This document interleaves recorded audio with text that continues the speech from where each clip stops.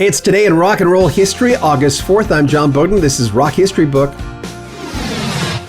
Before we get started, if you want to help the channel, we're trying to build a new computer now. The one that's actually recording this right now is starting to slow down incredibly much, and we have to buy a new one. We're trying to raise $5,000, and thanks to you, we've raised more than half of that already through donations. There's a PayPal link in the very top of the description, or else you can join our Patreon. August 4th, Today in Rock History.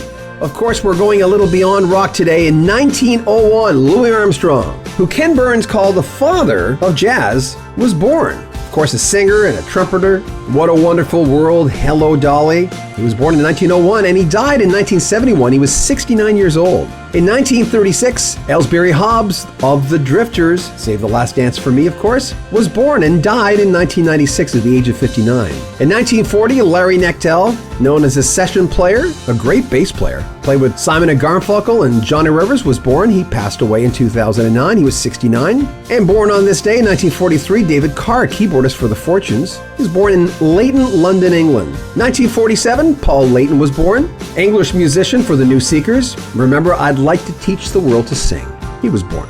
1947, Klaus Schulze, who recently passed away. He played with Tangerine Dream. He was born in Berlin, Germany. 1951, Roy Flowers. He was the drummer for Sweet Sensation, born in Kingston, Jamaica. Michael Harris was born in 1953. He's an American trumpeter, flugelhorn player, part of the Phoenix Horns in Earth, Wind & Fire. Also played with Phil Collins. Born in the year I was born, 1960, Robin Crosby, vocalist and guitarist for Rat. Unfortunately, he died in 2002 at the age of 42, complications from AIDS. From A Flock of Seagulls, 1962, Paul Reynolds, the guitarist, of course we remember I Ran So Far Away, was born in Liverpool, England. Again in 62, Joy Hoffman, keyboardist for Soul Asylum, born in Pickville, Kentucky.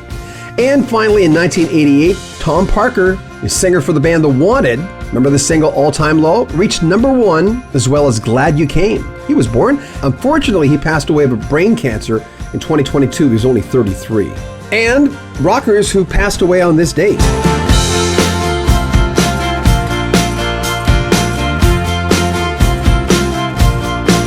In 2006, John Locke, keyboardist for Spirit, dies of cancer at the age of 62. And 2007, U.S. singer-songwriter Lee Hazelwood died of cancer at 78. He worked a lot with Nancy Sinatra. These boots are made for walking. Also, 2012, electric blues guitarist Johnny Bassett passed away of cancer at 76. Songs and albums from this date, August 4th. In 1956, Elvis released Hound Dog, what a monumental song. 1958, Ricky Nelson's Poor Little Fool went #1 on the Hot 100 on Billboard. 1958, Bobby Darin, his first hit, Splish Splash, reached #3 on the American charts. In 67, Pink Floyd released their first album, The Piper at the Gates of Dawn. Many years later, in 1984, Purple Rain goes to #1 and stays there for 24 weeks. 1990, Mariah Carey's first #1 hit was Vision of Love. 2002, Bruce Springsteen hit #5 on the UK with The Rising. It was also #1 in the US. Lots of events that happened today in history on August 4th. In 1942, the movie Holiday Inn premiered in New York City, introducing Bing Crosby's epic White Christmas. 1957, the Everly Brothers were on Ed Sullivan performing Wake Up Little Susie. 1962, the Rolling Stones had a regular gig. They were playing 22 weekly shows at Ealing Jazz Club in London. Back then, they were known as the Rolling Stones. In 68, the second day of 2 at the Newport Pop Festival, it took place in Costa Mesa, California. With Blue Cheer, Eric Burden and the Animals, Grateful Dead, Iron Butterfly, Jefferson Airplane, Quicksilver Messenger Service, and the Byrds. 100,000 people attended. In 1970, Jim Morrison was arrested for public drunkenness in LA.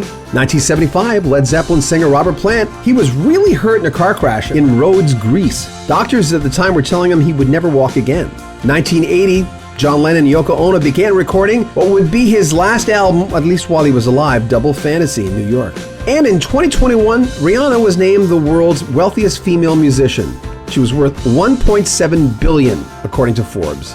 And that's Today in History. I hope you enjoyed that. If you want to support the channel, remember, we're trying to raise funds right now to buy a new computer, which is not cheap. It's a computer that basically does all these videos, but the current one is really running slow. If you want to help out, if you can, I know times are hard, but if you can, there's links at the very top of the description of this video for PayPal or join our Patreon. If it's your birthday, happy birthday. If you know someone whose birthday is August 4th, make sure you share this video on their timeline. It helps us and it'll certainly make them feel good.